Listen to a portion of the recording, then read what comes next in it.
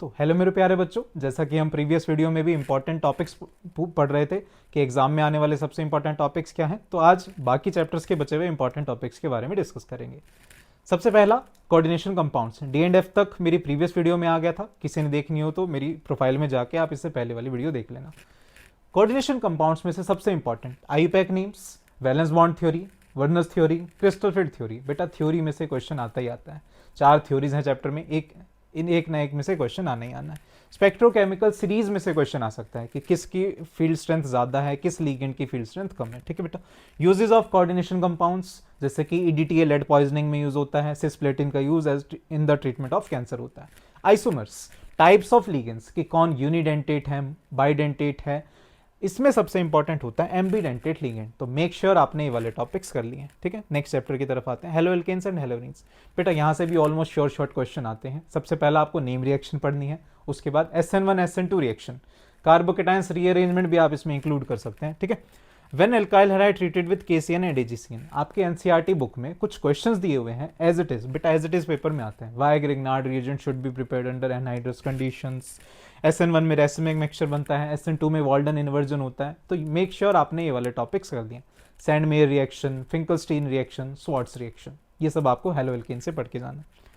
फिर आता है अल्कोहल, फिनॉल्स एंड ईथर्स। फिर से वही बेटा, नेम रिएक्शन सबसे इंपॉर्टेंट, कॉल्ब्स रिएक्शन, रीमर-टीमन रिएक्शन। चैप्टर में बहुत सारी नेम रिएक्शन है, मेक श्योर सबसे पहले उनको कर ले।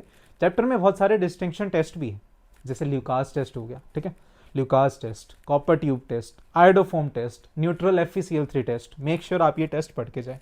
इलेक्ट्रोफिलिक रिएक्शन कि जब फिनॉल ब्रोमीन वाटर से रिएक्ट करता है तो क्या बनाता है, ट्राइब्रोमो प्रोडक्ट बनता है। Bromine in the presence of CS2 बनाता है, कार्बन डाइसल्फाइड और कार्बन टेट्राक्लोराइड, तो क्या बनता है। मेक श्योर आप उनको करके जाए। ईथर्स में से जैसे उसकी नेम रिएक्शन एक है विलियमसन सिंथेसिस। ठीक है, 413 केल्विन पे ईथर बनते हैं, 443 केल्विन पे क्या बन जाता है बेटा, एल्कीन बन जाता है। तो इस क्वेश्चन को ध्यान देना। Synthesis and reaction with HI, very very very important. आपने ईथर्स वाले चैप्टर में एक रिएक्शन विद HI पढ़ी होंगी, बहुत बहुत बहुत ज्यादा इंपॉर्टेंट है। मेक श्योर आप ये करके जाए। फिर बात आती है बेटा आपके सबसे बड़े चैप्टर आपके सिलेबस के, aldehyde ketones and carboxylic acid. इसमें बेटा दुनिया भर की नेम रिएक्शन, रोजनमंड, स्टीफन, ठीक है, इटार्ड रिएक्शन, ठीक है, Gattermann Koch reaction. Make sure आप ये सारी नेम रिएक्शन पढ़ के जाएं। Clemmensen, Wolff Kishner reduction, Hell Volhard Zelinsky reaction. Make sure आप ये नेम रिएक्शन पढ़ के जाएं। ठीक है, आपको कोई पर्टिकुलर चैप्टर नहीं आता है तो आप मुझे कमेंट में अगर डाल देंगे, ज़्यादा कमेंट जिस भी चैप्टर पे होंगे या जिस भी टॉपिक पे होंगे मैं उस चैप्टर की वीडियो भी बना दूंगा। ठीक है बेटा, या उस टॉपिक की वीडियो भी आपके पास बना के दे दूंगा। Distinction test, very very very very very important. Tollens reagent, Fehling solution, iodoform test, इस चैप्टर में भी बेटा बहुत बहुत बहुत इंपॉर्टेंट है। Acidic character of carboxylic acid, again एक इंपॉर्टेंट टॉपिक जो आप छोड़ ही नहीं सकते। न्यूक्लियोफिलिक एडिशन रिएक्शन और वर्ड प्रॉब्लम्स। अब ये वर्ड प्रॉब्लम्स क्या है, ध्यान से सुनना बेटा।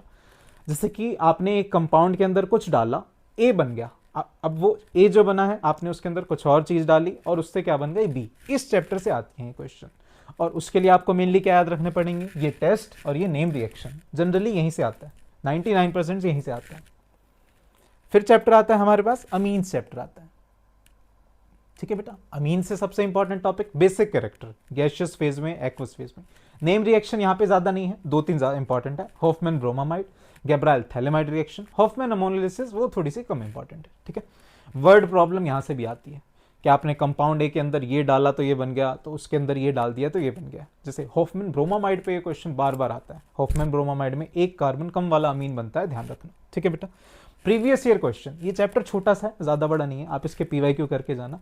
PYQ तो देखो आपको 5 साल के 6 साल के करके जाने हैं, आपका ऑलमोस्ट पूरा पेपर हो जाएगा, क्योंकि CBSE में ज्यादातर क्वेश्चन PYQ से ही आते हैं। ठीक है, halogenation reaction, nitration reaction, last में चैप्टर के आपने ये 2 रिएक्शन जरूर करी होंगी कि नाइट्रेशन में मेटा प्रोडक्ट क्यों बनता है, उस पर भी क्वेश्चन आता है बेटा। और NCERT के क्वेश्चन है कुछ, जैसे PKB of aniline is more than methylamine. PKB basic character का क्या होता है, इनवर्स। तो मेक श्योर आप ये टॉपिक करके जाए। कन्वर्जेंस, बहुत सारे बच्चों को ना दिक्कत रहती है कन्वर्जेंस में, तो कन्वर्जेंस कहां से आती है, देखो ध्यान से। कन्वर्जेंस जनरली ना बेटा नेम रिएक्शन से आती है। अगर आपने पूरे ऑर्गेनिक में सारी नेम रिएक्शंस पढ़ लिए हैं, आप कन्वर्जेंस बहुत अच्छे से कर जाएंगे। आप में से फिर भी किसी बच्चे को दिक्कत आ रही है कन्वर्जेंस करने में, आप एक कमेंट डाल देना, मैं कन्वर्जन पे एक शॉर्ट ट्रिक वाली वीडियो आपके लिए बना दूंगा। ठीक है बेटा,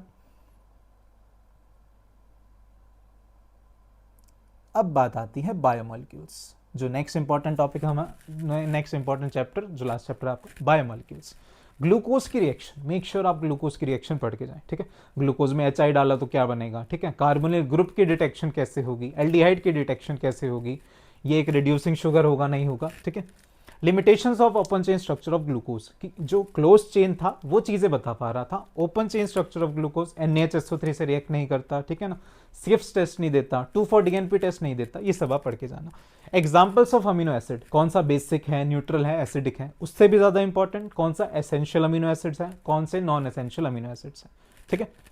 DNA RNA में difference, very very very important. Proteins के जैसे पेप्टाइड बॉन्ड, पेप्टाइड्स होते क्या हैं, ठीक है, प्रोटीन्स बनते कैसे हैं, अमीनो एसिड से बनते हैं, ठीक है। Different types of proteins, globular proteins, fibrous protein, उनमें से कौन पानी में सॉल्युबल है, कौन पानी में सॉल्युबल नहीं है। फिर इसके बाद टॉपिक आता है denaturation of proteins, native state of protein, ठीक है। मेक श्योर आप उसको भी पढ़ के जाएं बेटा। लास्ट टॉपिक जो मैंने आपको इसमें से बताया वो बताया native state and denaturation of proteins, की डीनेचुरेशन ऑफ प्रोटीन्स में कौन सा स्ट्रक्चर इंटैक्ट रहता है, कौन सा स्ट्रक्चर डिस्ट्रॉय हो जाता है, वो सब आपको पढ़ के जाना है, ठीक है बेटा। तो ये सारे इंपॉर्टेंट टॉपिक अगर आपने पढ़ लिए तो CBSE बोर्ड में केमिस्ट्री में आपके मार्क्स कोई भी अच्छे आने से नहीं रोक सकता। और लास्ट में आपके पास जो भी सैंपल पेपर हो उसमें से previous year questions last 5 years का जरूर करके जाइएगा। 1-1 मार्क के क्वेश्चन, MCQ क्वेश्चन ज्यादातर वहीं से आएंगे बेटा, ठीक है। चलो, थैंक यू सो मच, मिलते हैं।